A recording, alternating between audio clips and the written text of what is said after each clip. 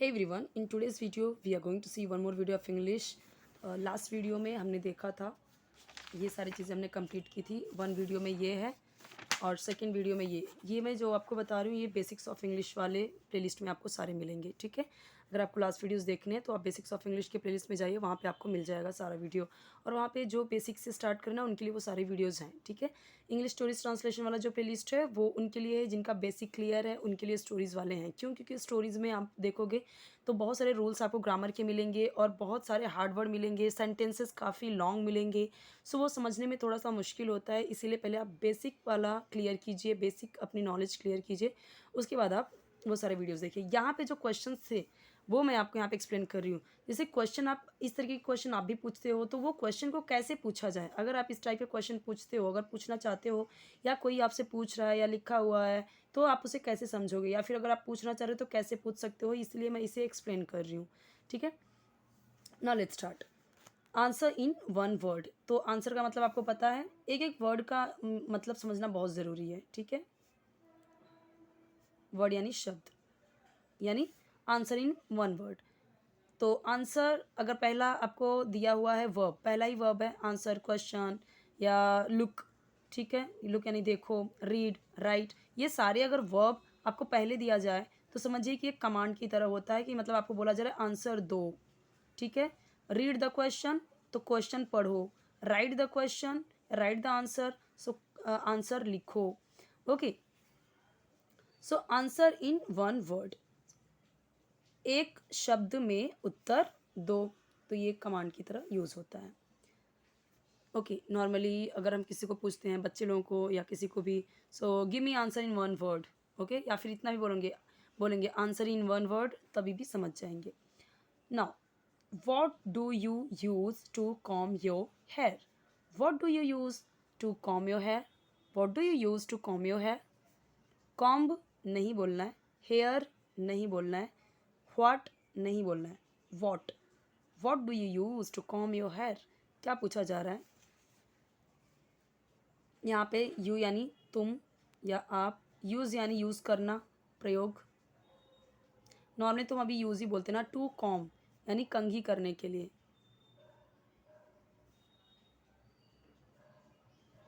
Last video में याद है आपको, लास्ट के हर वीडियो में मैं बताती हूँ आपको, अपने के लिए यू के साथ में योर हो जाएगा, वी के साथ में आर, आई के साथ में माय, ही के साथ में हिज, शी के साथ में हर, दे के साथ में देर। याद होगा आपको? नहीं याद होगा तो देखिए यहाँ पे ये बताया हुआ है, ये रूल्स हैं। ठीक है, ही के साथ हिज, शी के साथ her, it, its, I, my, we, are, you, your, they, their. तो इसी तरीके से अगर आपको पूछना है what do you use to comb your hair, आप अपने हेयर को कंघी करने के लिए क्या यूज़ करते हो, क्या प्रयोग करते हो? योर यानी अपने, हेयर यानी बालों को या बाल को। सो आप, और यहाँ पे व्हाट यानी क्या। अब डू यूज़ हुआ है तो ता है, ते है, ती है के सेंस में ख़त्म होगा। क्यों? क्योंकि प्रेजेंट इंडेफिनिट टेंस है। प्रेजेंट इंडेफिनिट टेंस का रूल मैंने आपको हमेशा बताया है कि अगर आपका सिंपल सेंटेंस है तब तो हम यूज़ करते हैं सिंपल सेंटेंस। मान लीजिए कोई भी नेगेटिव या इंट्रोगेटिव सेंटेंस नहीं है तो हम आई, वी, यू, दे प्लूरल के साथ में वर्ब में एस आई एस ऐड करते हैं। जैसे यहाँ पे मैंने आपको बताया था कि जैसे यहाँ पे वी है, वी के साथ में नीड टू है। ठीक है, या फिर कई सारे ऐसे होते हैं जैसे मैंने हर वीडियो में ही बताया हुआ है। और ही, शी, इट, सिंगुलर के साथ में वर्ब में एस आई एस ऐड करते हैं और इन सब के साथ में एस आई एस ऐड नहीं करते। सेम चीज़ अप्लाई होता है प्रेजेंट इंडेफिनिट टेंस में। अगर नेगेटिव आ गया सेंटेंस में या फिर इंट्रोगेटिव सेंटेंस यानी क्वेश्चन पूछा जा रहा है, जैसे हमने वहाँ पे देखा। ठीक है, सो फिर क्या होता है, इसके साथ में आ जाता है डू और इन सब के साथ में आ जाता है डज। तो ये याद रखना है। ठीक है, डू, डज। फॉर एग्जाम्पल, जैसे मान लीजिए यहाँ पे मैंने यू की जगह पे आई रख दिया तो कैसे बोलेंगे? What do I use to comb my hair. My आ गया क्योंकि आई के साथ में माई हो जाएगा, अपने के लिए चेंज होगा। मैंने अभी बताया था ना ये वाला रूल, ये वाला, तो ये चेंज हो जाएगा। और अगर यहाँ पे मैंने बोला, अगर मान लीजिए ये है ही, तो मैंने बताया था ही शी इट सिंगुलर के साथ में डज आएगा, यहाँ पे लिख के बताया था ही शी इट सिंगुलर के साथ में डज आएगा। तो चलिए मैं अभी डज वाला बताती हूँ आपको। What does he use to comb his hair. क्यों? क्योंकि जब यहाँ पे ही आ गया तो अपने के लिए हिज हो जाएगा। रूल देखिए, ध्यान से समझिए। और अगर मैंने बोला what does she use to comb her, फिर अपने के लिए शी के साथ में क्या आ जाएगा? हर। और क्योंकि ही शी इट जब लग रहा है तो डज हो जाएगा। चेंज क्या क्या हो रहा है? अपने के लिए यहाँ पे भी चेंज होगा, इसके अकॉर्डिंग चेंज होगा, और इस वर्ब के अकॉर्डिंग, इस हेल्पिंग वर्ब के अकॉर्डिंग, यानी इन सब्जेक्ट के अकॉर्डिंग ये हेल्पिंग वर्ब भी चेंज होगा। सब्जेक्ट यानी कर्ता जिसके बारे में बात की जा रही है। अगर हमारा मेन जो सेंटेंस में जो कर्ता है, जो मेन वर्ड है जिसके बारे में हम बात कर रहे हैं, वो होता है हमारा सब्जेक्ट यानी कर्ता। तो इसमें से अगर कुछ भी है सो हेल्पिंग वर्ब में डू लगाएंगे। प्रेजेंट इंडेफिनिट टेंस की बात करती हूँ मैं, जहाँ पे ता है, ती है, ती हैं आएंगे। और अगर ही शी इट सिंगुलर है तो डज आएगा। हिंदी में अब बताती हूँ मैं। What do you use to comb your hair. आप अपने बालों को कंघी करने के लिए क्या यूज़ करते हो? What do you drink in the morning. वापिस से यू आया इसीलिए डू आया। यहाँ पे वी होगा तब भी डू आएगा, दे होगा तब भी डू आएगा। रूल है, मैंने वहाँ पे बताया हुआ है। ओके, क्योंकि आई वी यू दे के साथ में डू, ही शी इट के साथ में डज, तो ये याद रखिए। What do you drink, what का यहाँ पे क्या डू है तो ताहे तिहे में जाएगा, तो पीना का हो जाएगा पीते हो। ताहे तिहे आना चाहिए ना, क्योंकि डू डज है तो प्रेजेंट इंडेफिनिट टेंस है। यू यानी तुम या आप, इन यानी में, मॉर्निंग यानी सुबह। तुम सुबह में यानी तुम सुबह में क्या पीते हो, ठीक है। What do you use to trim your nails. What do you use to trim your nails. ऐसे सिर्फ आप इन चीज़ों के लिए नहीं, आप बहुत सारे सेंटेंस बना सकते हो पूछने के लिए किसी को question. What do you use, वही सेम चीज़, क्या तुम यूज़ करते हो यानी प्रयोग करते हो। नॉर्मली तो हम यूज़ ही बोलते हैं। टू ट्रिम, टू ट्रिम यानी ट्रिम करना, नेल काटना। नॉर्मली हम हेयर कट को भी हम ट्रिम बोलते हैं जब सेट करना होता है। ट्रिम नाखून को ट्रिम करने को भी हम मतलब सेट करने को हम ट्रिम बोलते हैं, कट करने के लिए। Okay, so use to trim यानी अपने नाखून को ट्रिम करने के लिए। नेल्स यानी नाखूनों, नेल्स बोला ना, नेल्स तो प्लूरल हो गया, तो नाखूनों। अपने, योर का अपने, क्योंकि यू के साथ में योर है ना, अपने। ट्रिम यानी काटने के लिए। टू ट्रिम यानी काटने के लिए। तो आप अपने नेल्स को कट करने के लिए, ट्रिम करने के लिए या काटने के लिए आप क्या यूज़ करते हो? कितने, आप देखिए, मैं बहुत सारे वर्ड्स हम इंग्लिश में ही बोल सकते हैं। जैसे आप अपने हेयर को कॉम करने के लिए क्या यूज़ करते हो, तो यूज़, कॉम, हेयर सब इंग्लिश में ही आ गया। आप मॉर्निंग में क्या ड्रिंक लेना पसंद करते हो, जैसे आंवला जूस या नॉर्मल वाटर या फिर मिल्क, कुछ तो। ओके ना, अब यहाँ पे आपका आंसर आप लिख सकते हो। तो कॉम करने के लिए कॉम, कंघी। और यहाँ पे क्या आ जाएगा? अगर वाटर ले रहे तो वाटर, अगर ऑरेंज जूस ले रहे तो ऑरेंज जूस, आप लिख सकते हो जो आपका मन करे, orange juice. Nail cutter, nails को ट्रिम करने के लिए हम क्या यूज़ करते हैं? नेल क्लिपर या नेल कटर। नेल कटर भी बोलते हैं, नेल क्लिपर भी बोलते हैं, या कटर भी बोलते हैं, ठीक है। चलिए आगे आते हैं।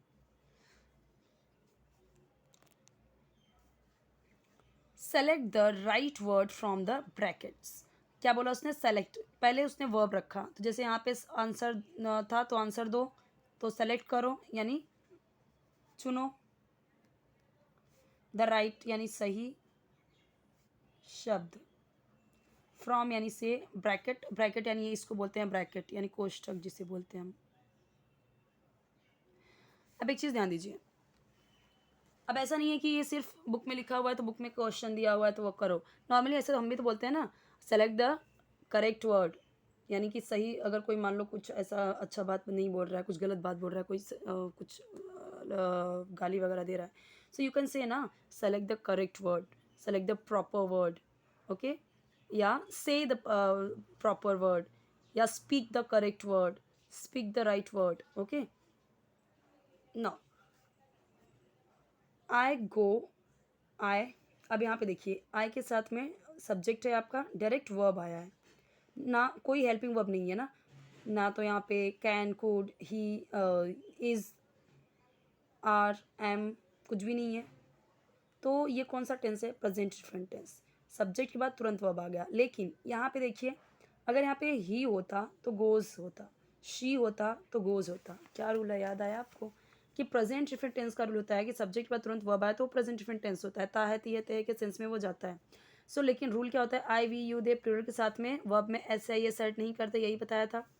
ठीक है, सिंपल सेंटेंस है तो वो अगर नेगेटिव आ गया, कोई क्वेश्चन आ गया तो उसमें डू डज यूज होगा, तभी एस आई एस ऐड का कुछ मतलब नहीं है. तो आई, वी, यू, दे प्लूरल के साथ में वर्ब में एस आई एस ऐड नहीं करते. ही, शी, इट सिंगुलर के साथ में वर्ब में S C I S add करते हैं, एस या ई एस, मैं हमेशा बताती हूँ. तो अगर ही होता वहाँ पे तो गो में ई एस ऐड होता, गोज, क्योंकि हम गोज को ऐसे नहीं लिख सकते.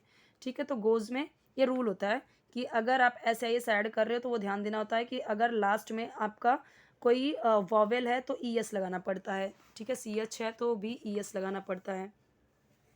सो अगर यहाँ पे होता ही तो हो जाता है goes, she goes, it goes, Reena goes, girl goes, boy goes, teacher goes.